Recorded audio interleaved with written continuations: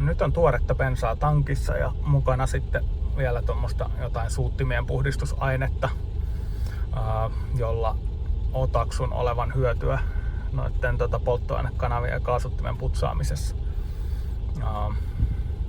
Tässä oli sellainen ilmiö, että toi sytkän ajoitus oli mennyt jotenkin pieleen. Se oli huomattavan myöhäisellä ja sen takia tää siinä edellisellä videolla röpelsi tosi pahasti. Nyt toi sytkä on säädetty ehkä vähän paremmaksi. Autolla on vähän käytelty autoa lämpimäksi ja vähän kaasuteltu.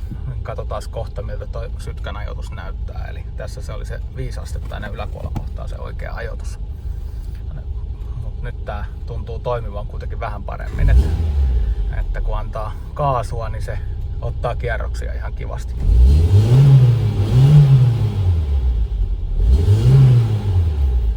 Ei ole sellaista röpeltelyä tai mitään arpomista. Ainakin niin kuin mun silmiin tää vaikuttaa ihan normaalilta FSO-käytökseltä. Mut katsotaan toi sytkän ajoitus.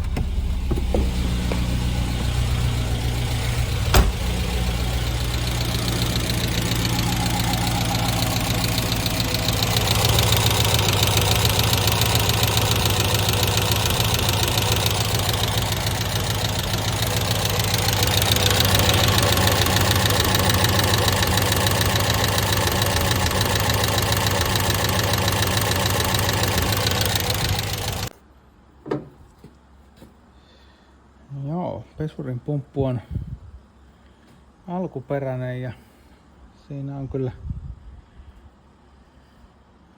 ehkä vain joku tiiviste pettänyt. Tuossa on tommonen sauma ja nesteet tuli sieltä välistä. Mutta taidanpa laiskuutta, niin laittaa vaan uuden pumpun paikalleen, niin hoituu se silläkin. Toivottavasti nämä letkujen koot niin on tälle pumpulle sopivia. Katsotaan hetken kuluttua. Se on siellä vähän tiukat nämä johdot. Toivottavasti johdot meni nyt oikein päin. Muutenhan tuo pumppu istuu tuolla ihan hyvin. Testataan lasinpesimen toimivuus.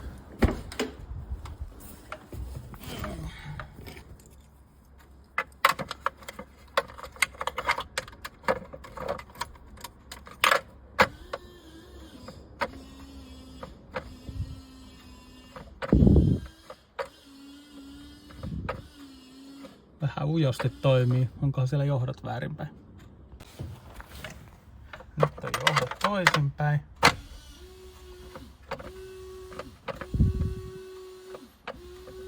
Ei se tee mitään. Siinä on jotain vikaa. Mielenkiintoista. Pikkusen paineilmaa, niin sehän toimii ihan hienosti nyt. Joo, tää on nyt liimattuna toi listanpätkä tuolla teippien alla. Tietenkin mieluummin olisi jotenkin porannut sen kiinni tai jotain, mutta en sitten saanut sitä vastakappaletta irti, niin pyyhkäsin noin sitten rälläkällä tasopinnat sileeksi ja epoksiliimalla yhteen, niin katsotaan kestääkö. Otetaan sen liiman nyt kuivua rauhassa. Ja sillä aikaa kun liima kuivuu, niin aloitetaan jarrunesteiden vaihto. Jarrunesteiden vaihto alkaa varmaan luontevimmin imasemalla ton säiliön tyhjäksi vanhoista nesteistä, niin vaihtaminen on pikkusen nopeampaa sillä tavalla. Nyt on uudet nesteet säiliössä. Käytin mun hienoa imulaitetta, joka paineilmalla noita imee. Ilmausproppuihin on laitettu irrotusöljyä. Missä se nyt on tuolla noin, niin toivon, että nää nyt lähtis irti eikä mitään katkeaisi. Katsotaan miten käy. Kantakoko on 8 milliä, jos oikein muistan.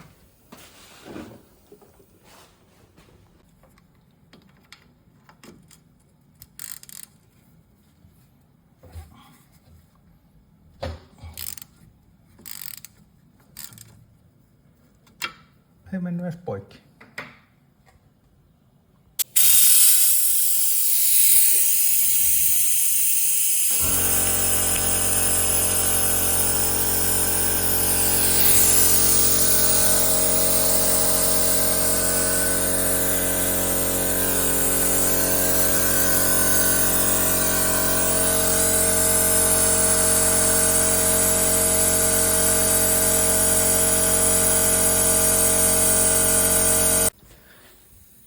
Rengas tyhjätty.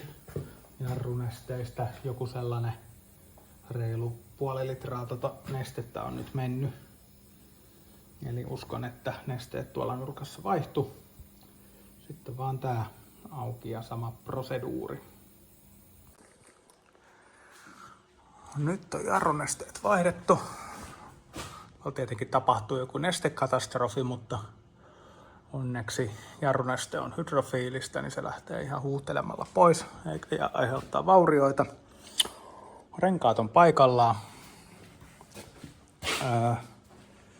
Autossa on siis jäljellä oikeastaan muutama asia. Eli nuo takaroiskeläpät ja sitten asia, mistä mä nyt en ole monessa videossa muistanut mainita, niin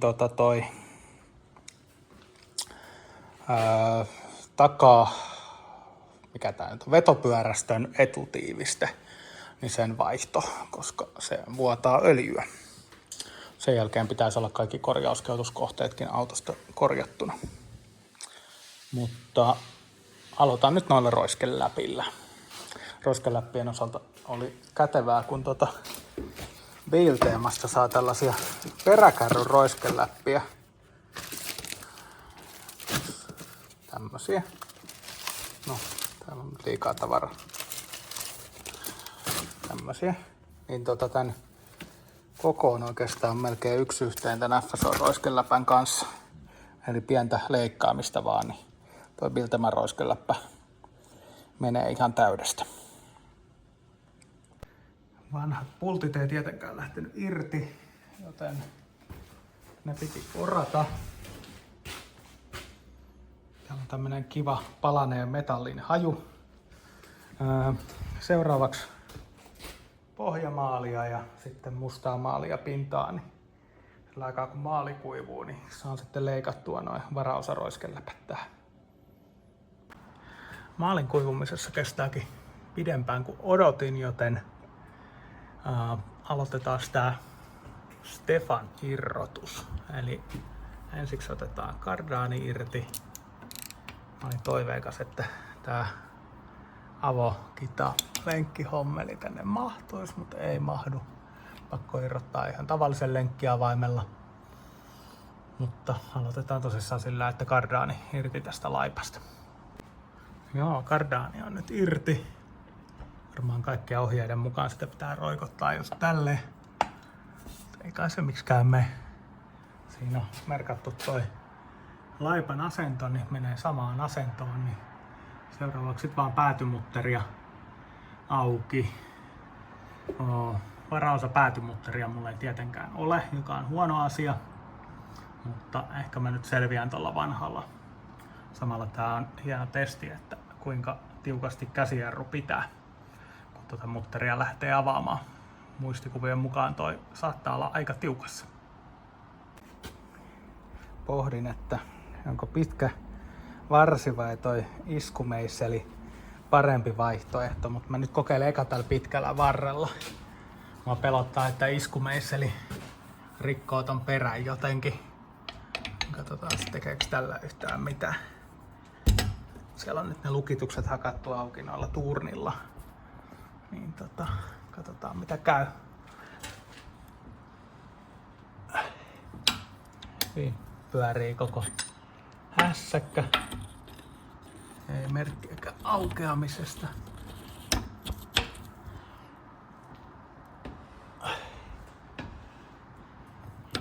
Vasemman puolen käsijarru pitää vähän huonosti. Pääs käytän tota iskumeisseliä. Sillä se aukesi ihan nätisti. Ei mitään ongelmaa. Nyt muistaakseni sieltä tulee öljyt pihalle, kun ton ottaa ton irti ton laipan, niin mäpäs avaan ton öljypropun ja päästän öljyt pihalle eikä ihan oikealla tavalla. Yritetään vähän välttää pahinta mahdollista sotkua. Mitä ihmeessä toi öljy voi näyttää tommoselta? Onko siellä jotain ruostetta seassa? Kahtoi perä ihan kunnossa. Ainakin öljyjen perusteella niin on syytä olla huolissaan. Lisäksi tää proppu oli aika hurjan näköinen. No, laippa lähti ihan kivasti irti ja täällä ei nyt mitään kauhean hälyttävää näy. Että seuraavaksi vaan repii tiivistettä irti.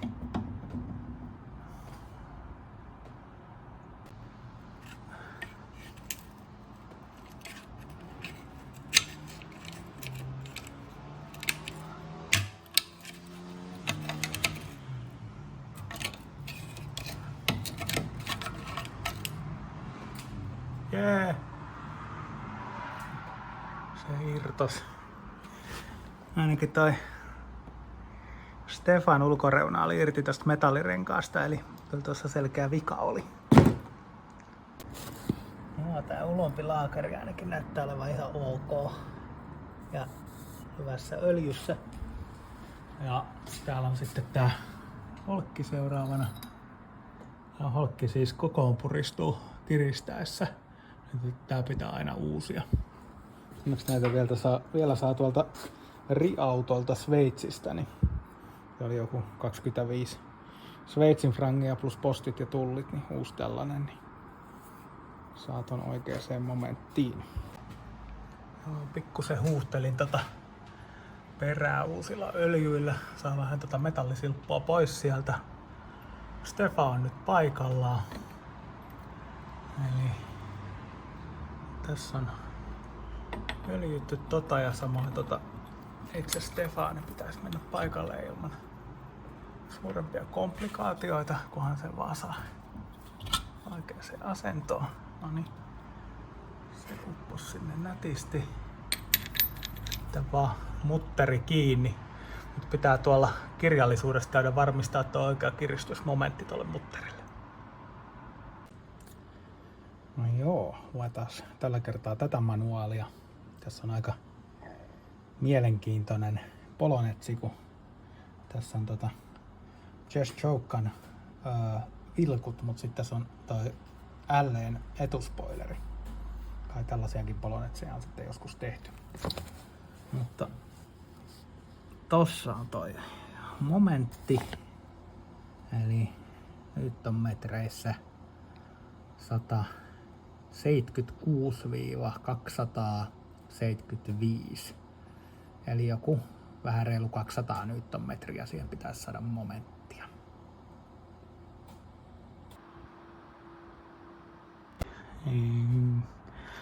Joo, nyt se alkaa olemaan ehkä momentissa. Tää välys tässä kyllä pelottaa mua. Tää ei kuulosta ihan ehjältä. En ole käynyt tällä millään maantieajolla, että mä en tiedä kuinka hurjasti toi perä oikein huutaa, mutta Jussi nyt ei ainakaan kertonut, että tässä olisi sellaista. Mut vaikuttaa kyllä siltä, että taka-akseli alkaa olla aika valmis. Mut laitetaan nippuun ja katsotaan mitä käy. Tosi huolestuttavaa kyllä. No, mä en kyllä yhtään pidä siitä, että tää tekee nyt näin. Kuitenkin nyt kaikki nipussa ihan niinku ne oli aiemmin, mutta tää on kyllä huolestuttavaa.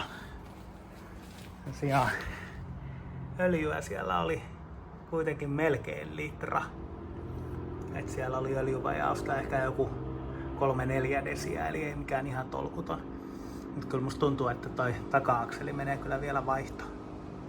Hemmetti. No, mä nyt lupasin olla masentumatta tosta perästä. Muutama taka-akseli tähän löytyy ja onneksi tää on tuolla yleisimmällä perävälityksellä. Mutta pitää nyt koeajolla katsoa, että miten toi käyttäytyy vai sanooko se naps heti alkuun. Positiivisemmissa uutisissa niin mulla on tämmönen LE-spesiaalin etuspoileri, joten ajattelin ruuvata sen paikalleen, niin saadaan autoon puuttuva alkuperäinen varaosa. Ai että toi etuspoileri on kyllä hieno. Kyllä FSO-tehtaalla ne on ymmärtänyt tyylin päälle. Tässä on tämmöiset hienot jatkuvat linjat täältä kyljestä alas ja hinauslenkillekin valmis läpivienti melkein keskellä ja vahva estetiikka, mikä peittää teknologiaa tuolta, joka sekin on korkeatasoista. Roiskeläpät on nyt kiinni. Nämä Biltema yleismalliset menivät ihan kivasti paikalle. Hienot roiskeläpät. Mutta se mikä mua nyt edelleen masentaa ja ahdistaa ja tympi on tää perä, koska ei siinä nyt tollaista välystä pitäisi olla. Mä mietin, että olisikohan se mun sveitsiläinen holkki ollut sit väärän kokoinen. Ja sit sen väärän kokoisuuden takia niin toi laakeri ei tosta kiristy. Koska tää välyshän kuitenkin tulee siitä akselin laakeroinnista. Eikä se nyt tommonen pitäisi olla. Niin mä nyt käytän tän vielä uudestaan auki. Ja yritän saada sen Stefaneen hienä irti, minkä mä sinne just asensin. Nyt sitä mutteria on vedetty pulttipyssyllä kiinni päin.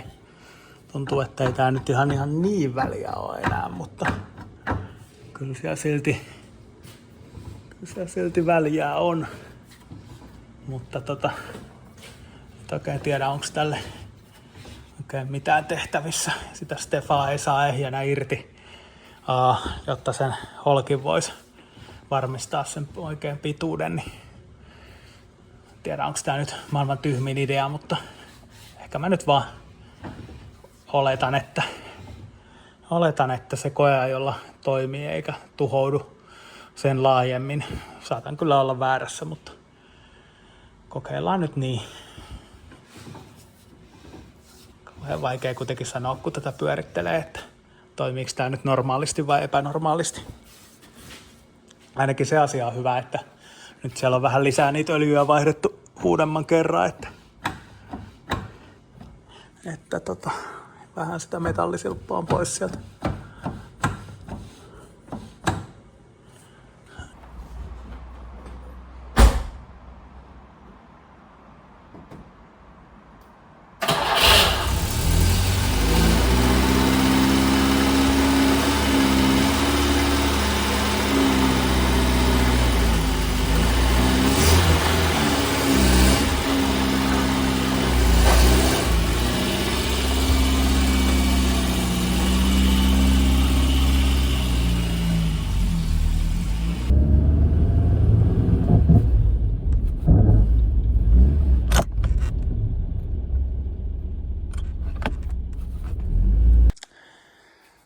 Aamu on usein iltaa viisaampi. Mietiskelin tossa, että mikä hemmetti siinä perässä voi olla, kun se on silleen väliä. Ja löysin tuolta lattialta tämmöisen renkaan. Mietin, että onko tää joku shimmilevy, mikä kuuluu sinne perän rakenteeseen mukaan. Ja nyt kun sitä ei ole siellä, niin se ei suostu kiristymään. Niin käytänpäs nyt perän taas uudestaan auki ja katsotaan, josko tää shimmilevy korjaisi kaikki ongelmat. Vähän alkaa kyllä tämmönen epätoivo iskemään kyllä tämän vehkeen kanssa, mutta no, tää on FSO-Polonets, niin mitä voi odottaa. Joo, tää kyllä taitaa kuulua itse asiassa tähän. Eli taisin kasata ton väärin. No, onni onnettomuudessa, että saa ainakin maitokahviöljyä pois tuolta perästä. Mutta kyllä tää alkaa vähän tympeältä tuntumaan, kun tätä nyt 3. kertaa ruuvaa auki.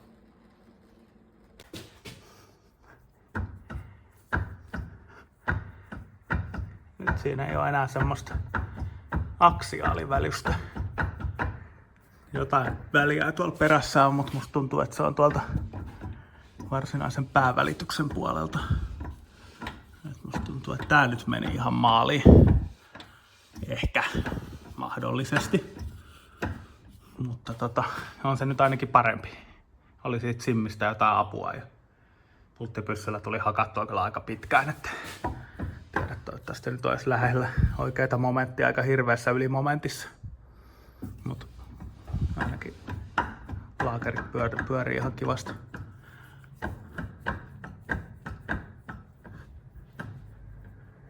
Ei siinä tunnu kyllä semmoista pitkittäisvälystä ollenkaan enää. Ehkä se nyt on kunnossa. Nyt näyttää taas vähän lupaavammalta. Tossa pienellä testillä niin tuntuu, että se perävälys, niin ei sitä nyt ajossa niin huomaa. Eli se on varmaan ihan ok.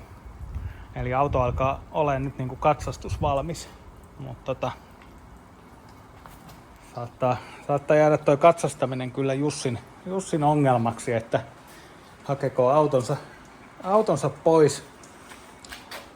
Tai katsotaan mitä nyt lopulta sovitaan. Pienen pesun mä nyt ajattelin tälle kuitenkin tehdä. Se on ihan kohteliasta, kun auto on täynnä rasvasia sormenjälkiä tosta kaikesta remontoinnista. On tää kyllä ihan hyvän näköinen auto kaikin puolin. Noin takaroiskeläpät auttaa kyllä ulkonäköä kummasti. Tälleen litimärkänä toi spoilerin rumuuskaan ei niin näy, ja nyt kun toi lista on paikallaan, nyt kauhean suorassa, mutta paikallaan, niin se auttaa vähän ulkonäköä sekä tietenkin tää hieno etulippa, joka on kyllä hyvin olennainen osa älleen kaunista ulkomuotoa.